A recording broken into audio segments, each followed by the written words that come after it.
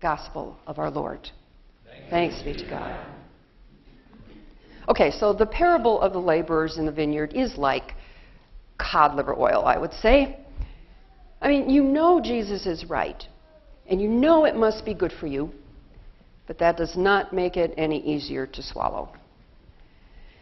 Today's parable is one of those stories of forgiveness so radical that it offends, because it seems to reward those who have done the least, while it sends those who have worked the hardest to the end of the line. So the last will be first, and the first will be last, Jesus says, challenging the sacred assumption by which most of us live our lives, namely, that the front of the line is the place to be, that the way to win God's attention is to be the best person, the hardest worker, the first one in the vineyard in the morning, and the last one to leave at night. Only, according to today's reading, that gets you nowhere. It's not fair. It's not fair. Well, one thing that helps me understand hard stories like this is to see where they fit. At one point in Jesus' life, at what point does he tell this story? Where is he? What's he doing? To whom is he speaking? What has just happened before this, and what is happening next? So if you turn to the paragraph just before this parable in Matthew's Gospel, you discover that Peter has just asked Jesus what he and the other disciples can expect in the way of reward for their loyalty to Jesus. They've given up everything to follow him, Peter says. What will he give them in return? And Jesus promises them 12 thrones in the world to come.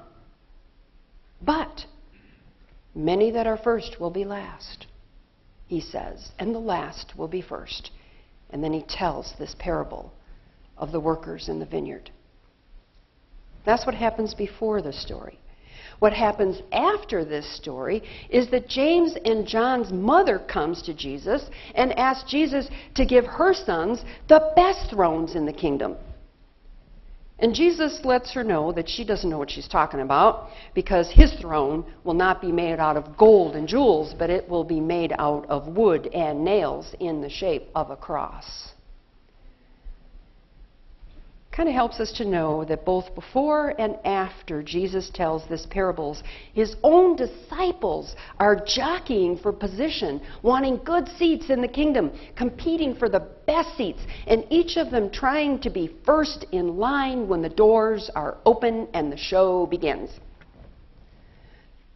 Have you ever done that? Have you ever waited in line in the dark of the early morning on Black Friday following Thanksgiving to get all the best shopping deals for Christmas? Or maybe in the 70s you camped out overnight waiting to get the best tickets for a Fleetwood Mac concert. Every one of us wants to be right up front at the front of the line. That was the best place to be. Because you were there when the moment came, when the doors were unlocked and the manager pushed them open, and this great wave of warm air, if it was Thanksgiving, or cold, if you were heading into a concert in the summer, rolls out over you with this promise of everything that waited for you inside. And that was the moment everyone waited for.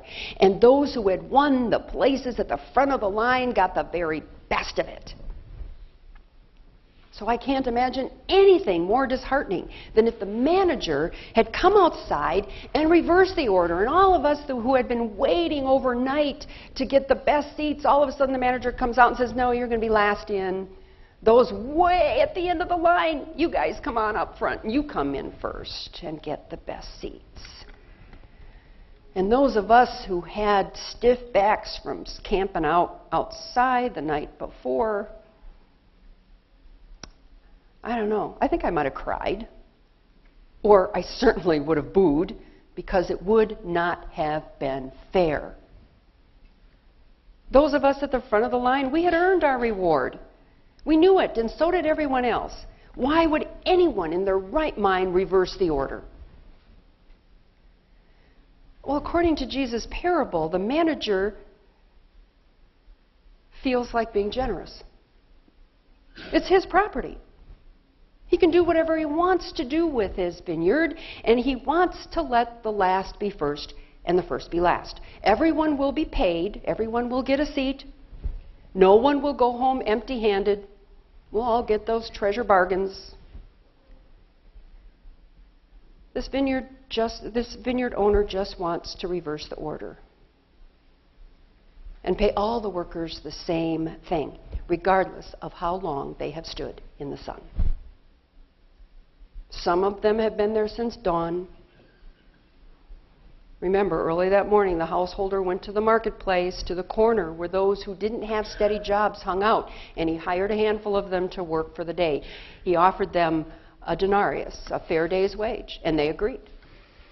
But by 9 in the morning, it was clear there was more work than they could do, so the householder goes to the corner again, and at noon, and again at 3, bringing more workers back each time after promising to pay them what was right.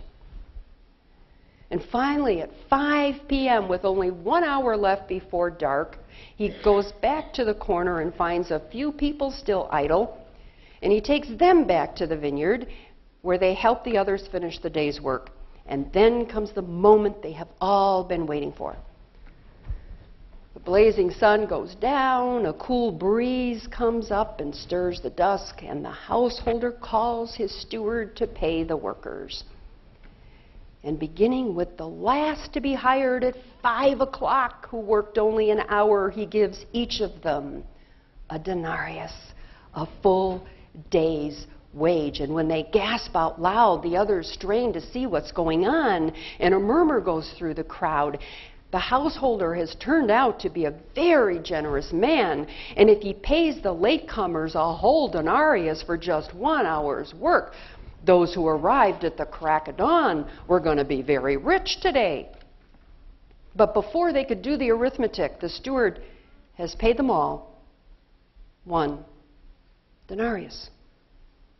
Whether they came at dawn and slaved all day, or whether they came at 5 and worked an hour, their pay was the same.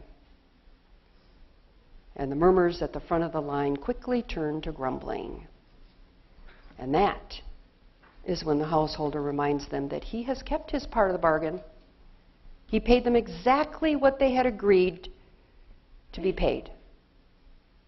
What business is it of theirs what he pays the others? The vineyard is his. The money is his. Do you begrudge my generosity, he asks? Actually, that begrudge or envious is a very mild translation of the word. Actually, what Jesus said was, "Are you giving me the evil eye?" And in this culture, everyone there would understand what the evil eye meant. It meant that you wished harm to that person. You wished harm to that person. Jesus says, do you wish harm to God? Do you wish harm to God? Because God is generous? You bet they do. Like most human beings, they know what is fair and what is not. Equal pay for equal work is fair. Equal pay for unequal work is not fair. Life is so often not fair. You've heard stories. A state employee arrives at her desk early every morning, answering the phone until her tardy coworkers appear. She skips lunch in order to catch up on filing and stays late to fill out reports for her supervisor, who has learned that she's the only one in the department who really knows what's going on. And when the annual raises are due, he explains to her that while she has done an outstanding job, there will be no merit increases this year. Salaries will increase across the board, though, with everyone receiving the same amount because he thinks it will do more for group morale. It's not fair. Or a man cares for his elderly mother, taking her into his own home when she becomes too frail to live alone. And although he has 3 other brothers and a sister, he rarely hears from them. And then their mother dies suddenly, and the whole family appears and gathers, grieving as if they had been there all along. And at the lawyer's office, they're all ears. And the man who has spent most of his savings caring for his mother listens as the will is read. I leave my estate to be divided equally among my 4 children, it reads, because I love them all the same. But it's not fair. Life is not fair, which is why it seems all the more important that God should be fair. God should be the one authority you can count on to reward people according to their efforts, who keeps track of how long you have worked and how hard you have worked, and who does not let people break in line ahead of you. Life may not be fair, but God should be. But it is not so, Jesus says.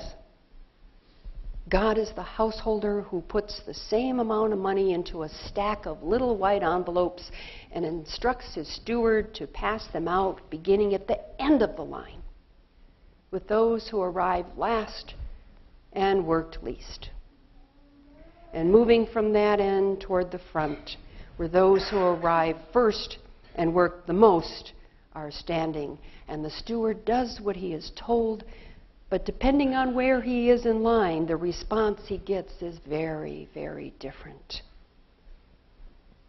At the end of the line with the last and the least, there's a lot of cheering and gratitude, while nearer the front with the first and the most, there is loud grumbling and great hostility, so that the steward hands over the envelopes faster and faster, ready to run for his life. In every case, he pays the same thing, a fair day's wage. But how it is received depends entirely on what each worker believes he deserves. The most curious thing to me about this parable is where we locate ourselves in that line. Isn't it interesting that 99% of us hear this parable from front row seats? We are the ones who have been cheated. We are the ones who have gotten up early and worked hard and stayed late. And all for what? So we get treated like those who don't even get dressed until noon? That's how most of us hear this parable. But is it possible that we are mistaken about where we are in line? Did you ever think about that? Is it entirely possible that as far as God is concerned, we're halfway around the block? That there are all sorts of people ahead of us in line, people who are far more deserving of God's love than we are, people who have more stars in their crowns than we ever will. They're at the front of the line, and we are near the end, for all sorts of reasons. No one has told us about it, for one thing. We didn't even know there was a line until late in the day. But even if we had, we might not have done much about it. We know all kinds of things in our lives, right, that we don't do much about. There are so many things we mean to do that we never get around to doing. And there are so many things we mean not to do that we end up doing anyway. Even when we manage to do our best, things get in the way. People get sick, businesses fail, relationships go down the drain. There are lots of reasons why people wind up at the end of the line, and only God can sort them all out.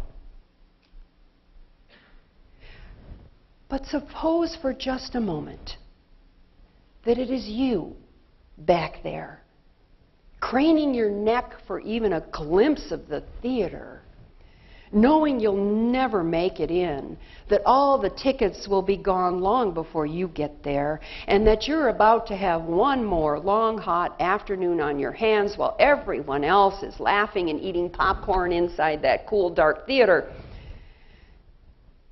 It makes you want to cry. It makes you want to give up. When all of a sudden there's a stir in the crowd, and the manager appears out of nowhere and walks right up to you, a stack of blue tickets in her hand. "We're starting at this end today," she says, handing you your ticket. And everyone else at the end of the line begins to cheer. God is not fair. For reasons we may never know, God seems to love us indiscriminately, and seems to enjoy reversing the systems we set up to explain why God should love some of us more than others. By starting at the end of our lines with the last and the least, God lets us know that God's ways are not our ways, and that if we want to see things God's way, we might want to question our own notions about what is fair and why we get so upset when our lines don't work. God is not fair. But depending on where you are in line, that can sound like really good news.